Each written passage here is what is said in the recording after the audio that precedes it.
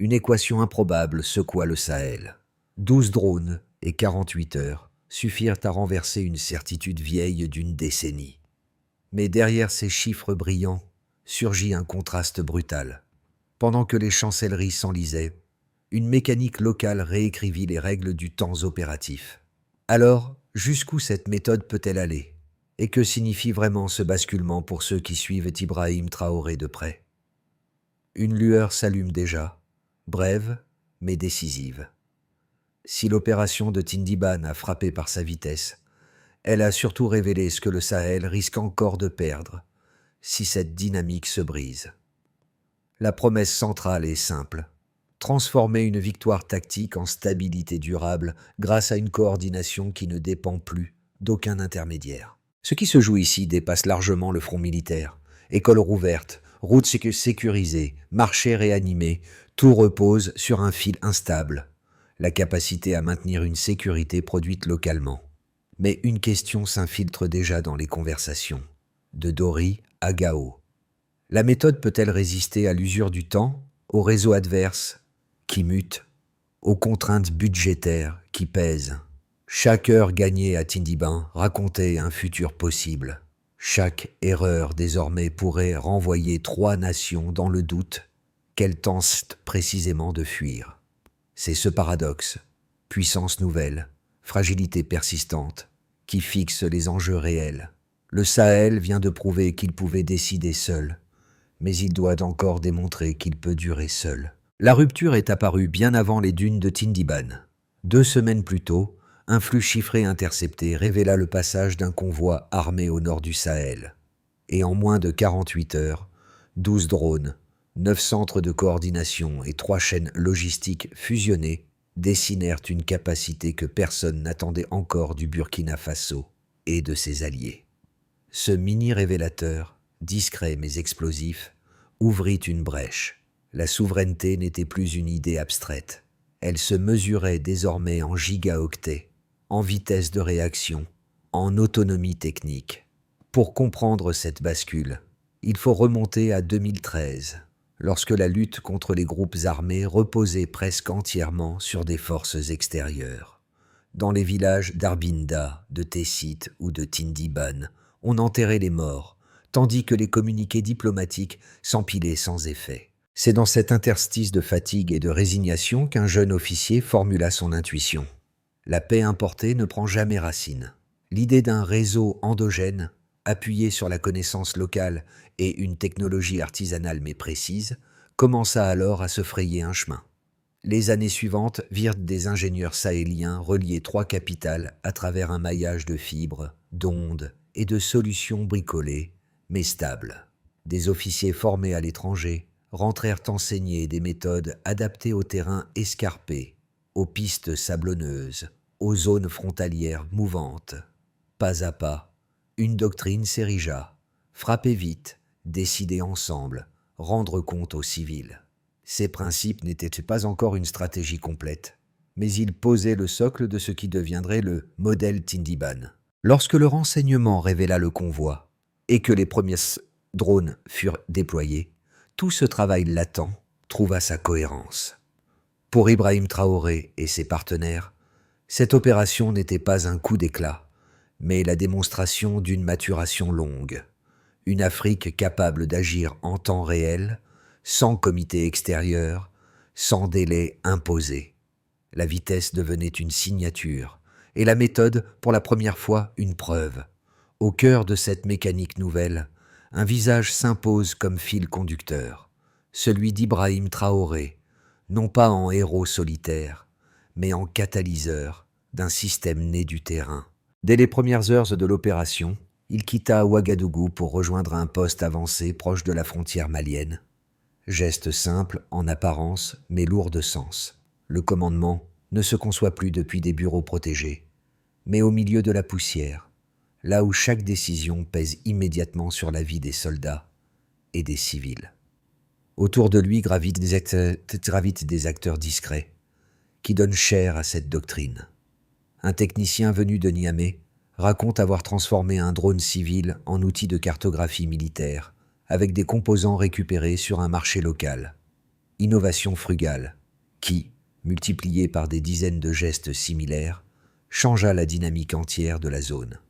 Dans les villages frontaliers, les habitants observèrent avec stupeur les convois escortés uniquement par des soldats sahéliens. Pas d'insignes étrangers, pas de supervision extérieure, seulement des uniformes locaux, des accents familiers et une efficacité inattendue. 2 cas illustrent cette bascule. À Arbinda, des familles virent pour la première fois depuis des mois des camions de ravitaillement atteindre leur marché sans être interceptés.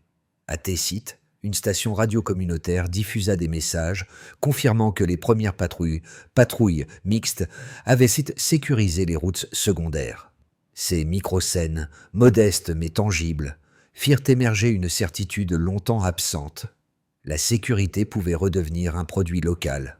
La question « So what ?» se précise alors en une phrase unique. La confiance restaurée devient l'élément le plus stratégique du Sahel. Avant l'aube du 18 octobre 2025, 3 signaux suspects apparaissent sur le flanc nord du Sahel. Après 30 minutes seulement, tout bascule. Ibrahim Traoré, installé dans son poste avancé de Dori, ordonne l'exécution immédiate de l'opération. Ce passage du « avant », hésitant au « après », fulgurant devient le déclencheur de la séquence Tindiban. Les R5 burkinabés ouvrent le feu en premier, traçant des arcs rouges précis au-dessus des dunes. Les drones maliens transmettent les coordonnées en temps réel, chaque impact tombant exactement où il devait.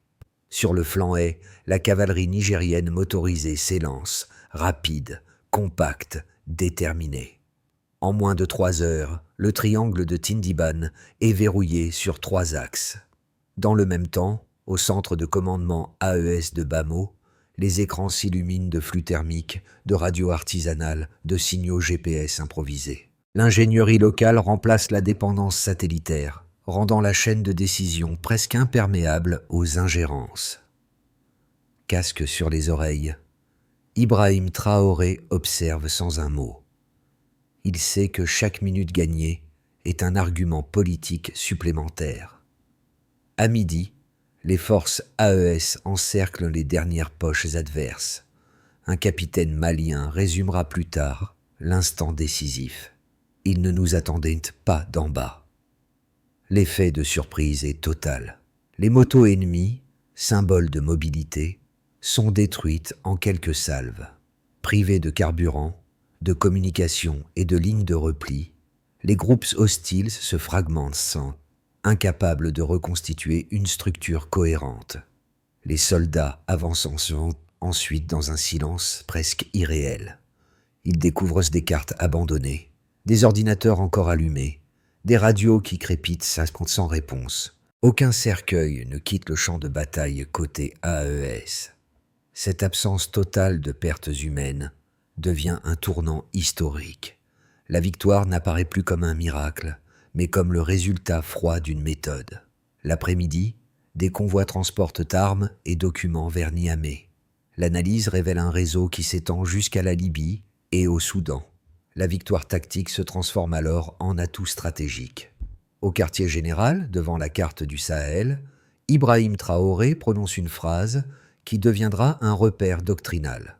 Nous venons de prouver que l'intelligence, la mobilité et l'unité ne sont pas des slogans, mais des armes.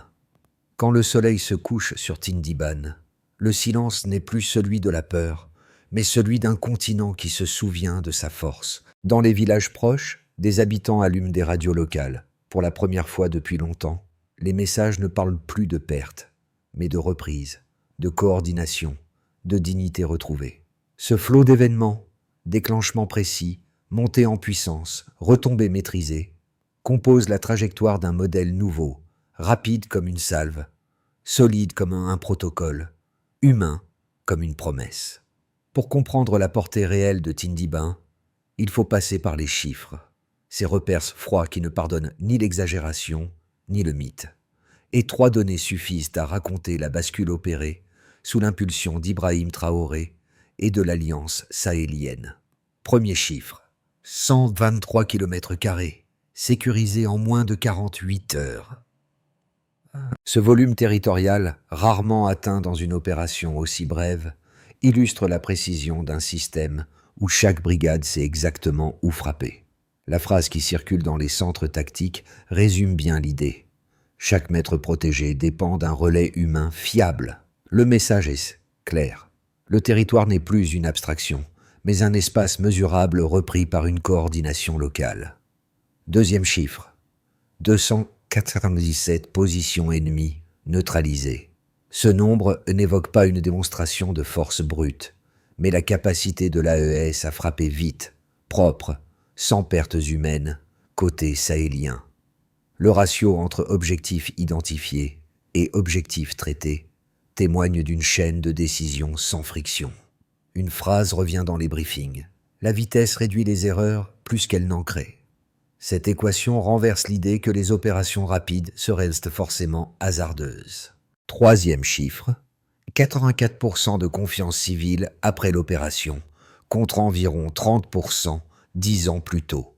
Cette donnée, issue d'enquêtes locales, indique une transformation psychologique profonde dans les villages du Sahel. Elle reflète moins la victoire militaire que la perception d'une sécurité redevenue d'ici. Les analystes parlent d'un regain de légitimité produit par les résultats visibles plutôt que par les discours officiels. Ces trois indicateurs, territoire, précision, confiance, forment l'ossature du modèle Tindiban. Il raconte un système où l'ingénierie frugale rencontre la coordination régionale, où des drones modifiés côtoient des réseaux radio-artisanaux, où l'alliance Burkina-Mali-Niger prouve qu'elle peut se substituer au délai diplomatique. Autour de ces chiffres gravitent des transformations moins visibles, mais tout aussi décisives. Des corridors logistiques tracés simultanément, des équipes mixtes qui apprennent à lire la même cartographie, des opérateurs civils qui comprennent que la souveraineté n'est plus un slogan, mais une méthode. Dans ce contexte, la voix d'Ibrahim Traoré prend une valeur programmatique lorsqu'il affirme que l'unité n'est une force que lorsqu'elle produit un résultat mesurable. Ces données ne sont pas des trophées, mais des preuves de concept. Elles montrent qu'une alliance régionale peut répondre en 6 heures à ce qui demandait autrefois 72. Elles démontrent qu'un protocole né du terrain peut rivaliser avec des standards internationaux sans les imiter. Elles indiquent que la sécurité, pour la première fois depuis longtemps, peut avancer plus vite que la menace. La question qui s'ouvre désormais n'est plus « Le modèle fonctionne-t-il ?» Elle devient « Combien de temps peut-il tenir face à un environnement qui change aussi rapidement que lui ?» Les succès de Tindiban ont soulevé un élan d'adhésion, mais aussi 2 critiques majeures qu'il faut formuler dans leur version la plus solide pour en mesurer la portée réelle. Premier argument critique. L'effet de surprise ne serait pas reproductible. Selon certains observateurs, l'AES n'aurait fait que profiter d'une fenêtre unique. Adversaires dispersés, météo favorable, coordination exceptionnelle, mais ponctuelle. Autrement dit, Tindiban serait moins un modèle qu'une exception. Cette thèse souligne une vulnérabilité. Si la surprise constitue l'essence de la victoire, alors tout système fondé sur elle finit par s'épuiser lorsque l'ennemi s'adapte. Les sceptiques rappellent que les réseaux armés du Sahel mutent constamment, se reconfigurent le long des frontières et savent apprendre des opérations subies. Deuxième argument critique. L'AES aurait simplement échangé une dépendance contre une autre. Cette position avance que même si l'Alliance a réduit l'emprise extérieure sur ses opérations, elle aurait créé une centralisation régionale, risquant d'étouffer les spécificités nationales. La coordination Burkina-Mali-Niger serait efficace en temps de crise, mais difficile à maintenir dans la durée sans générer tensions internes, concurrence institutionnelle ou lenteur structurelle. Les détracteurs craignent un modèle qui, faute de ressources, pourrait se fissurer dès que les pressions économiques reviendraient. Réponse structurée à ces 2 critiques. Les faits du terrain, tels qu'ils apparaissent dans le déroulé de Tindiban, montrent une autre dynamique. L'effet de surprise n'est pas né d'un hasard, mais de la rapidité rendue possible par la fusion de 3 chaînes logistiques, l'usage de drones recyclés et la circulation d'un renseignement partagé sans intermédiaire étranger. Ce sont des mécanismes reproductibles, car construits sur des briques locales, radio artisanales, ingénierie frugale, centres de coordination interconnectés. Rien dans l'opération ne repose sur un avantage temporaire importé. Quant au risque de centralisation excessive, le modèle AES lui-même apporte un contre-argument interne, la décentralisation opérationnelle. Les brigades agissent par blocs autonomes, capables de décider sans attendre un sommet hiérarchique. C'est précisément cette flexibilité, issue du terrain, qui permet au système de résister à l'usure, au contournement adverse et au ralentissement institutionnel. Les critiques existent, mais elles nourrissent la rigueur du modèle plutôt qu'elles ne la détruisent. Tindiban n'a pas clos le débat, il l'a ouvert sous un jour nouveau, un silence nouveau. Ce fut le premier signe tangible que quelque chose avait basculé après Tindiban. Dans le désert apaisé, le bruit des armes céda la place à une impression plus rare encore. La peur venait de changer de camp. Dès l'aube, les radios locales diffusèrent des images de villages repeints, d'écoles rouvertes, de marchés qui se remplissaient à nouveau, non comme des symboles orchestrés, mais comme des gestes spontanés, presque instinctifs. Pour Ibrahim Traoré, ce moment ne signifiait pas la fin d'une opération, mais l'ouverture d'un autre front, celui de la reconstruction intérieure. Dans les casernes, les jeunes officiers parlaient d'un sentiment inédit, celui de voir un Africain commander depuis la poussière, et non depuis un bureau climatisé.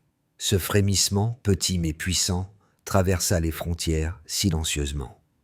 Des analystes commencèrent à évoquer un phénomène inattendu. Le syndrome Tindiban, une contagion de confiance qui s'étendait plus vite que les cartes militaires ne pouvaient nous le montrer. Le midpoint est là, la victoire cesse d'être militaire et devient humaine, c'est-à-dire durable. Les effets de Tindiban ne se limitent pas au champ militaire. Il se déploie en 4 cercles distincts où l'empreinte d'Ibrahim Traoré reste visible, mesurable et, surtout, vécue par ceux qui habitent le Sahel. Au Burkina Faso, quelques semaines après l'opération, l'État réapparaît dans des zones où son absence avait creusé un vide institutionnel. 14 écoles rouvrent, 3 hôpitaux de campagne deviennent terrains permanents, et des villages jusque-là isolés retrouvent l'électricité. Ces chiffres modestes portent pourtant un message puissant. La souveraineté ne se proclame pas, elle se prouve en restaurant les services essentiels. À Arbinda, des cultivateurs serrent la main de responsables publics qui, pour la première fois depuis des années, ne viennent pas annoncer une aide extérieure, mais une continuité administrative. Le commerce transsaharien reprend une respiration que personne n'attendait si tôt. Plus 27% de trafic entre octobre 2025 et mars 2026. Les camions transportant coton et bétail franchissent de nouveau les axes Gao-Agadez. Dans certaines localités, des coopératives créent un système d'assurance mutuelle inédit, soutenu par l'AES, pour stabiliser les échanges et absorber les risques. La sécurité retrouvée agit comme un multiplicateur silencieux. Chaque trajet accompli représente un doute en moins et une activité en plus. Les marchés se remplissent, les femmes reprennent leur rôle de commerçantes, d'éducatrices, de pivots communautaires. Les radios locales diffusent des messages en mouré, en haoussa, en fulfulde. Un Sahel polyphonique qui recommence à parler d'avenir. Dans les écoles, la bataille de Tindiban figure déjà dans les programmes, non comme un mythe héroïque, mais comme un exemple d'intelligence collective. Les jeunes officiers citent souvent Ibrahim Traoré comme la preuve qu'une autorité africaine peut incarner efficacité et proximité à la fois. Au Mali et au Niger, la doctrine Tindiban inspire une réorganisation opérationnelle. Frapper court, coordonner large, compter sur l'humain. Un conseil permanent s'installe à Niamey pour superviser les projets conjoints, tandis que le Ghana, la Guinée et le Tchad envoient des délégations pour observer ce modèle endogène. Dans les rapports africains, Le Sahel ne figure plus systématiquement en zone rouge. Il apparaît comme espace de transformation stratégique où la coopération sud-sud devient méthode et non slogan. Ses conséquences, diverses mais cohérentes, composent le véritable horizon du modèle Tindiban. Une victoire militaire devenue levier économique, social et régional. Elle montre que lorsque la sécurité est produite localement, elle génère une dynamique que ni la peur ni l'ingérence ne peuvent facilement interrompre. L'avenir du Sahel après Tindiban se déploie en 3 trajectoires possibles, chacune révélant une manière différente de prolonger ou d'épuiser l'élan déclenché par Ibrahim Traoré et l'AES. Ces scénarios ne promettent ni victoire définitive, ni catastrophe certaine. Ils dessinent un spectre de continuité où la souveraineté se teste chaque mois. Si les forces mixtes Burkina-Mali-Niger maintiennent leur coordination actuelle, alors l'AES pourra stabiliser ses infrastructures civiles tout en protégeant les axes stratégiques. Les quelques 40 000 hommes, les 30 drones et les 12 bases tactiques mentionnées dans les projections internes ne constituent pas une armée de démesure, mais une maille de vigilance continue. Dans ce scénario, la sécurité reste fragile mais fonctionnelle. Les routes commerciales demeurent ouvertes, les marchés reprennent leur rythme et les programmes de reconstruction avancent sans rupture brutale. Si la méthode Tindiban inspire d'autres États, Ghana, Tchad, Guinée, alors un pôle de sécurité ouest africain pourrait émerger. L'intégration de nouvelles équipes d'ingénieurs et de nouveaux centres de formation permettrait d'unifier la doctrine intelligence, mobilité, unité.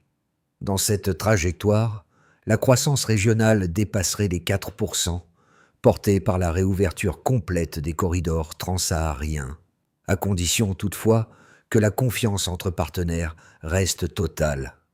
Sans elle, toute expansion se fissure avant même de commencer. Ce scénario représente l'ambition la plus audacieuse. Transformer une victoire locale en architecture continentale. Si les sanctions économiques ou la désinformation extérieure s'intensifient, alors les divergences internes entre commandements risquent de ressurgir. Les unités pourraient ralentir leurs opérations, la fatigue minère les effectifs et la cohésion se déliter au fil des mois. C'est ici que la mise en garde d'Ibrahim Traoré prend tout son sens. Oh, le prochain combat ne sera pas contre des hommes, mais contre la lassitude. Dans ce scénario, le Sahel pourrait retomber dans un cycle de dépendance dont il tente précisément de s'extraire. Une recommandation de pensée. Plutôt que de choisir un scénario unique, il faut considérer le Sahel comme un système évolutif. Si chaque victoire est transformée en apprentissage structuré, alors la durée remplacera l'élan. Tindiban n'est pas la fin d'un récit, mais la matrice d'un futur mesurable. L'impact de Tindiban ne se lit pas seulement dans les rapports militaires. Il traverse les regards, les habitudes, les attentes. 3 publics, en particulier, réagissent avec une intensité nouvelle, chacun y trouvant un miroir différent de sa propre place dans le Sahel. Pour une génération souvent privée de modèles locaux, Tindiban agit comme un renversement psychologique. Voir des officiers africains coordonnés seuls, innover à partir de ressources limitées, tenir une ligne de commandement depuis la poussière et non depuis un bureau climatisé, change la manière dont les adolescents imaginent leur avenir. Dans les académies naissantes, des startups de sécurité numérique, des collectifs de journalistes d'investigation et des coopératives féminines émergent avec une certitude nouvelle. La capacité d'agir n'est plus théorique, elle est observable. Pour ceux qui vivent loin du Sahel, souvent habitués aux récits de crise, la victoire de Tindiban provoque un réajustement intime. Elle ravive une fierté d'origine longtemps fragmentée par l'instabilité. Des ingénieurs expatriés reviennent former des équipes locales. D'autres contribuent à distance en renforçant les réseaux civils ou les radios communautaires. Cette dynamique n'est pas un geste sentimental. C'est une réappropriation méthodique d'un espace que beaucoup croyaient figé dans l'impuissance. Mairies, écoles, associations adoptent progressivement la logique de gouvernance participative visible dans les zones stabilisées. Les enseignants intègrent Tindiban comme chapitre d'histoire contemporaine, non pour glorifier un homme, mais pour montrer qu'une intelligence collective peut produire un résultat durable. Dans ces dynamiques quotidiennes, la victoire perd son caractère exceptionnel et devient un outil pédagogique, presque administratif. À travers ces 3 cercles, une idée s'impose. Tindiban ne s'adresse pas qu'aux militaires, mais à ceux qui avaient cessé de croire qu'ils pouvaient infléchir leur propre destin. Pour que la victoire de Tindiban devienne structure plutôt qu'éclair, l'AES a défini un plan en 5 étapes, simple dans sa forme, exigeant dans son exécution. Ibrahim Traoré l'a présenté comme une méthode, non comme un manifeste. Chaque région dispose désormais d'un comité civilo-militaire réunissant officiers, enseignants, chefs coutumiers et ingénieurs. Leur rôle, identifier les besoins immédiats avant toute opération. Si la sécurité part du terrain, alors elle doit refléter les priorités quotidiennes, pas les intuitions d'un état-major lointain. Les zones libérées deviennent des laboratoires.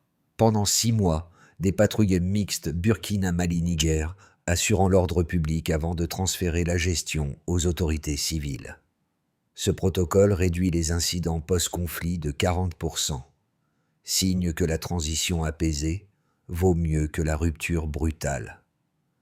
Les anciens dépôts militaires sont convertis en ateliers, fermes ou coopératives. Cette relocalisation transforme l'effort de guerre en économie vivante. Si une zone produit, alors elle se stabilise naturellement. Des académies de terrain forment officiers et techniciens aux méthodes interarmées et à la coordination communautaire. L'objectif est clair.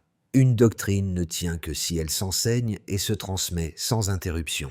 Les manuels scolaires et militaires intègrent désormais Tindiban comme exemple d'autonomie mesurable. Ibrahim Traoré résume cette logique en une phrase. Une doctrine n'existe que si elle s'enseigne. Ce plan n'a rien de spectaculaire, mais il installe la stabilité dans la routine quotidienne. Comprendre, stabiliser, produire, former, transmettre, un cycle plutôt qu'un slogan. Sous le ciel clair de Tindiban, les traces visibles de la bataille se sont effacées, mais pas celles laissées par ces gestes minuscules évoqués plus tôt. Le technicien qui transformait un drone civil, les convoyeurs qui avançaient seuls, les habitants qui saluaient les uniformes sahéliens sans insignes étrangers. C'est ce motif, l'ingéniosité humble du terrain, qui revient en écho dans la mémoire collective. Dans les villages repeints, un vieil instituteur de Djibo raconte que ses élèves ne dessinent plus la peur, mais la confiance. Cette image simple dit plus que n'importe quel discours. La victoire ne se mesure pas seulement en kilomètres repris, mais dans la façon dont les enfants redessinent le monde autour d'eux.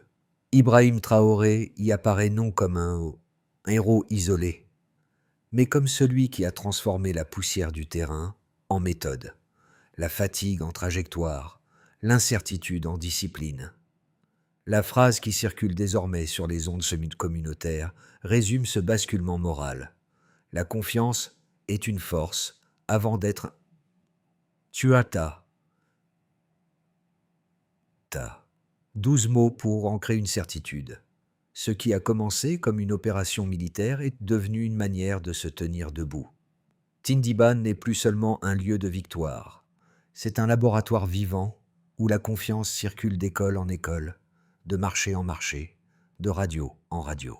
Dans ce Sahel en reconstruction, chaque geste compte.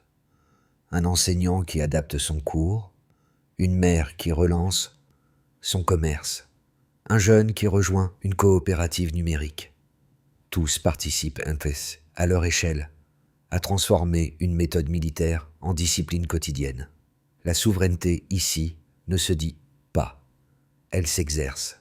Et les tambours qu'on entend certains soirs rappellent que la liberté n'est pas un instant, mais un rythme qu'il faut entretenir. Alors une question demeure, ouverte, simple, sans emphase inutile. Que ferait chacun d'entre nous pour préserver cette lumière nouvelle et la transformer en force durable ?